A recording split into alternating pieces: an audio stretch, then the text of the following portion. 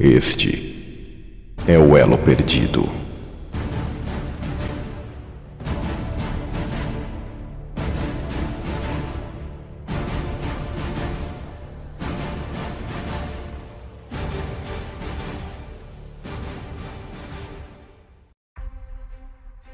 O tempo passou e a humanidade está em um novo cenário, vivendo numa realidade diferente do jardim.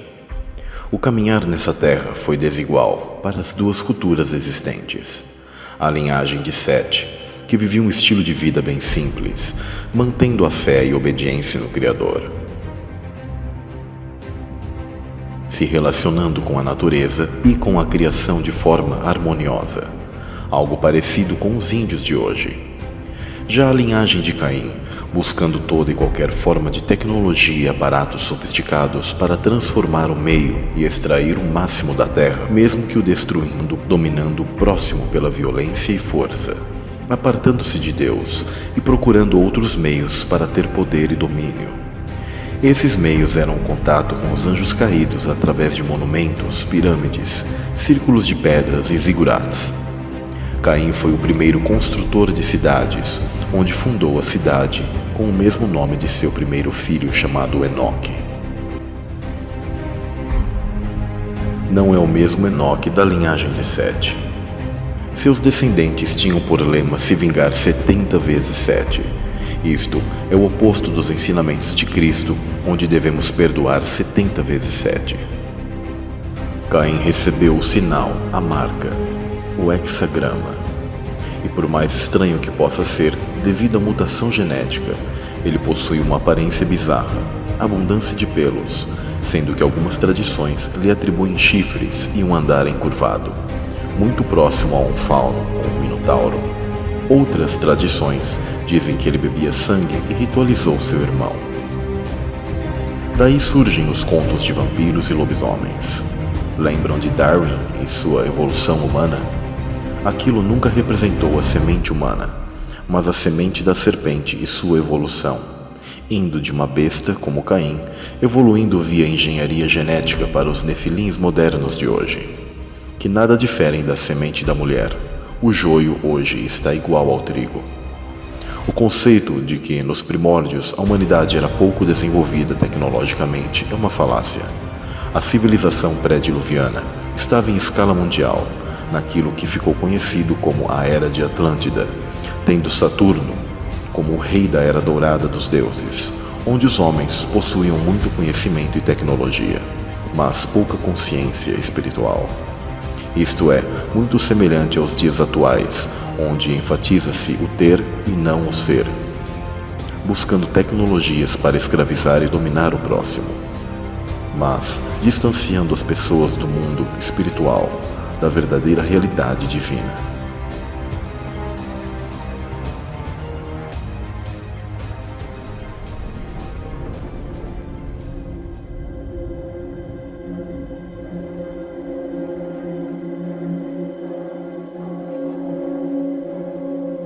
No livro de Enoque, é descrito que 200 anjos sentinelas desceram para a terra no Monte Hermon, na atual Síria, nos dias de Jared.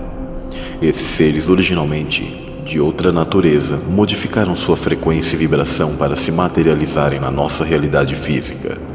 Isso ocorreu no mundo antediluviano, e esses 200 anjos vieram com uma missão para a Terra, justamente para guardar a humanidade contra o ataque dos demais anjos caídos, que caíram aqui desde o momento da rebelião celeste, na Primeira Guerra.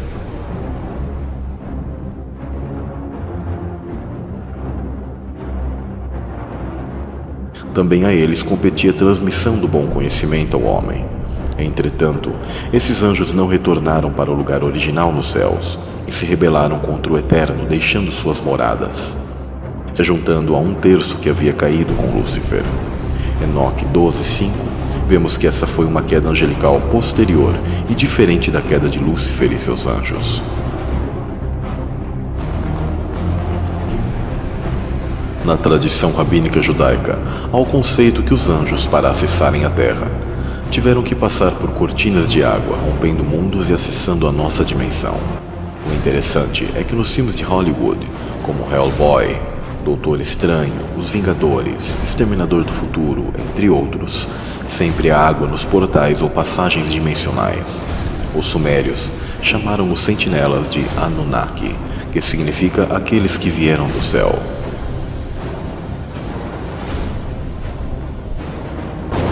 Voltando ao livro de Enoque, o mesmo cita esse evento peculiar na história da humanidade, onde os anjos ensinaram conhecimentos proibidos aos homens, e houve essa intervenção extradimensional na Terra.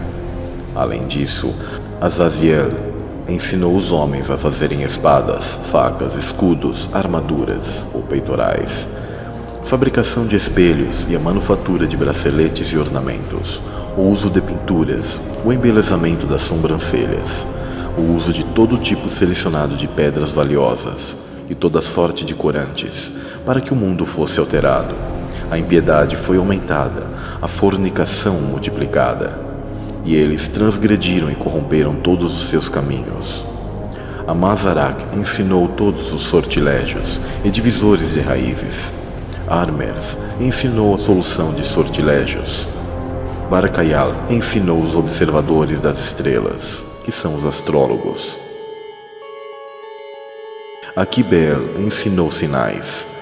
Tamiel ensinou astronomia. Azaradel ensinou o movimento da lua. O nome do quarto é Penemue. Ele descobriu aos filhos dos homens o amargor e a doçura, desenvolvimento de aromatizantes, e mostrou a eles todo o segredo de sua sabedoria. Ele ensinou aos homens a entenderem o escrito e o uso de tinta e papel. Fica claro que cada anjo ensinou uma habilidade que domina. Cada um possui um conhecimento e técnica em determinada área. Desde os primórdios, o conhecimento tecnológico que deu base à nossa civilização foi adquirido através de anjos.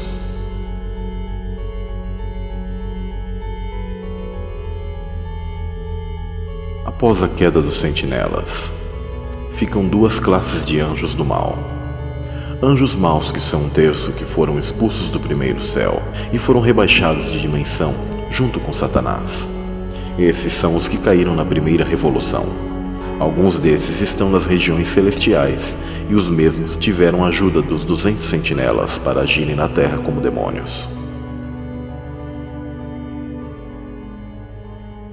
Os 200 vigilantes que vieram para a Terra numa missão de proteger a humanidade após a expulsão do Éden, mas acabaram desertando a missão e se unindo a Lúcifer, onde planejaram ter descendência com os humanos, os chamados Nefilins, gigantes, heróis da antiguidade, ou os semideuses.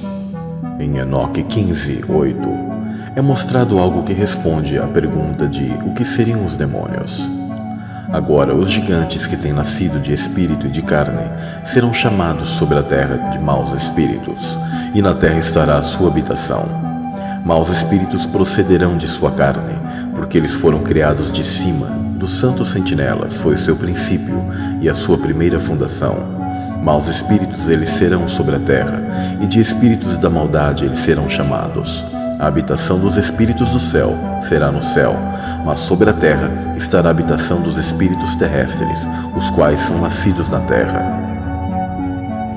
A diferença entre demônios e os anjos caídos é que os primeiros são os espíritos dos gigantes, que foram a descendência dos anjos caídos com as mulheres e que foram mortos no dilúvio. Esses espíritos eram dos anjos da primeira rebelião e perderam seu avatar, o seu corpo. Por isso são obcecados por corpos. Quando canalizam alguém, querem voltar e ter os prazeres que possuíam antes, como beber, comer, fumar, cometer fornicação. Estes são a prole dos anjos caídos, almas penadas, espíritos errantes, os espíritos que caíram para a terra com Satanás e que procuraram intervir nessa realidade por meio de canalizações. Jesus disse sobre esses: e quando o espírito imundo tem saído do homem, anda por lugares áridos buscando repouso e não o encontra. Esses espíritos demônios foram os da primeira queda e tiveram a oportunidade de interagir neste mundo físico por plano das sentinelas, ao terem sua união com a semente humana.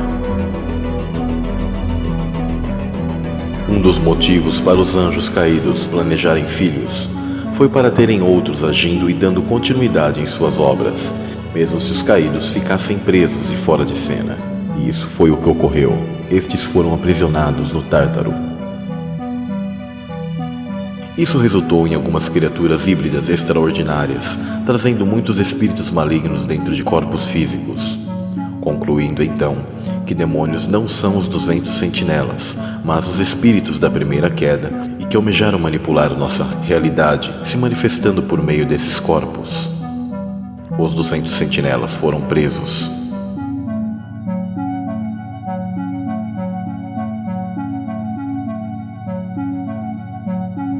Na famosa abertura da Paramount, decodificamos a mensagem subliminar: estrelas descendo dos céus, atravessando as águas, atravessando o domo, se agrupando sobre uma montanha, o Monte Hermon. Reparem que há 33 estrelas, e destas, 22 estão sobre o monte, e 11 estão abaixo do monte.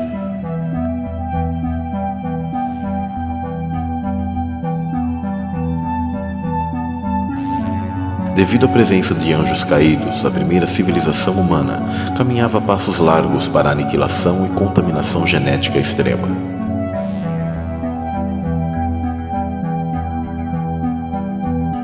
Povos antigos espalhados em diversas partes do mundo foram permeados em sua cultura, com informações sobre híbridos de animais e seres humanoides. Isto nada mais é do que a engenharia genética em ação. Sumérios, babilônicos, minoicos, entre outros, contam de seres como Minotauro, centauros e quimeras, titãs, hidras, sereias, sátiros. Esses últimos que, segundo a mitologia grega, eram ávidos por mulheres. O chocante vem agora. Todos esses seres fantásticos um dia foram reais. Temos que saber separar o que foi mitologia e nos é contado hoje como realidade, e o que foi realidade e nos foi contado hoje como mitologia. Tudo nas mitologias foram atos reais? Claro que não. Acréscimos e exageros foram inseridos, mas dizer que tudo foi invencionice dos mais diversos povos antigos é fechar os olhos para a história. O sistema usou a filosofia e o iluminismo, que separou ciência e religião, do estudo geral, pondo em dúvida tudo, a ponto de ser vista como mentira e imaginação. A origem etimológica da palavra mitologia não é como é usado hoje em dia.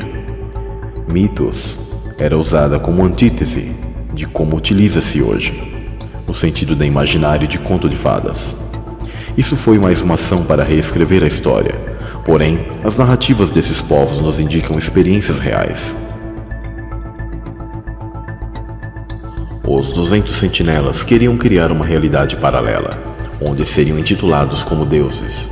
Tais mesclas foram arquitetadas num plano, via engenharia genética avançada e relações sexuais, para contaminar toda a carne, alterando e recombinando o DNA. Fizeram o cruzamento de espécies animais e vegetais, criando híbridos. O objetivo era desordenar a criação, construir um mundo adaptado à demanda dos gigantes, e alterar geneticamente o homem para o parasitar. O clímax dessa manipulação foi como relatado em Gênesis 6, com os sentinelas trabalhando junto com a descendência de Caim, o que ocasionou que toda a carne estivesse contaminada. Tudo isso fere as eternas leis do Criador, pois em Gênesis é narrado que Deus fez cada um conforme a sua espécie, e viu que era bom. Essa manipulação da realidade fere a escolha de cada ser humano. Por isso Deus criou uma barreira natural contra misturas de espécies. E ferir isso sempre traz consequências catastróficas. Noé foi o meio que o Criador utilizou para continuar a espécie humana, sendo um divisor de águas, este de genética limpa e especial para que o DNA humano tivesse um alívio. Os anjos caídos corromperam seus caminhos ainda mais e começaram a destruir completamente a criação, pecando não só com as filhas dos homens, mas também contra bestas, pássaros e répteis, trazendo à luz as incríveis criaturas que vemos nos mitos antigos e lendas. Muitos desses híbridos eram adorados como deuses. Na maioria dos manuscritos e lendas antigas, vemos que haviam seres de natureza metade peixe, metade humano. Dagon, uma divindade filisteia, possuía essas características. Os egípcios tinham seus deuses hibridizados com animais. Como a arte imita a vida, contos infantis, filmes e animações retratam um passado sinistro que parece sair de filmes de ficção científica. Príncipes que viraram sapos, ogros verdes com boca grande e que moram em pântanos, entre outros casos. Mas o que é mesmo um ogro? Sim, por mais estranho que pareça, é uma hibridização de humano com um sapo. O minotauro é um humano com um touro, um centauro, um humano com um cavalo. Uma sereia é uma mulher com peixe. Esses acontecimentos estão narrados em Gênesis e no livro de Enoque. Ficaram conhecidos como os dias de Noé, onde casavam e se davam em casamento. Com relação à humanidade, essa mistura fez surgir os semideuses gigantes, nefilins, os heróis da antiguidade, os valentes e seres de renome. Naqueles dias, havia nefilins na terra. E também posteriormente, quando os filhos de Deus possuíram as filhas dos homens, e elas lhe deram filhos. Eles foram os heróis do passado, homens famosos. Percebemos que no trecho inicial do versículo se refere à semente de Caim. E posteriormente, quando os sentinelas desceram e possuíram as filhas dos homens e foram aprisionados posteriormente.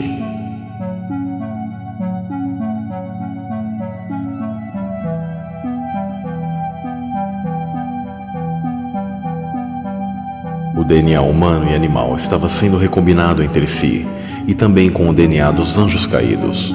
Os gigantes devoraram toda a produção da terra, animais e vegetais.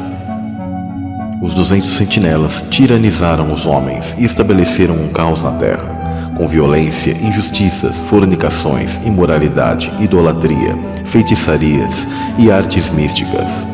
Ocorreram guerras entre raças diferentes e gigantes, assim como descrito de Tanomáquia dos gregos antigos. Além de serem maiores e mais fortes, os gigantes possuíam poderes místicos. Em Enoque 19:2 é narrado: e sendo numerosos em aparência, ou assumindo muitas formas, profanaram os homens e fizeram com que errassem. Esses terríveis acontecimentos foram a causa da intervenção do Criador. Logo Deus viu no dilúvio uma forma de limpar a terra dessas aberrações, aniquilando toda a carne que havia se corrompido, com exceção de um homem e sua família, Noé. Ao serem cortadas as gigantes árvores de silício que funcionavam como antenas captadoras e amplificadoras e transmissoras de energia. A Bíblia descreve nas cartas de Judas e Pedro: e aos anjos que não guardaram o seu principado, mas deixaram a sua própria habitação, reservou na escuridão e em prisões eternas até o juízo daquele grande dia. Porque se Deus não perdoou aos anjos que pecaram, mas havendo-os lançado no inferno, os entregou às cadeias da escuridão, ficando reservados ao juízo. Os painéis sumérios mostram os engenheiros genéticos Anunnaki, misturando as espécies com uma estrutura helicoidal de DNA. Às vezes, a verdade parece ser mais estranha do que a ficção.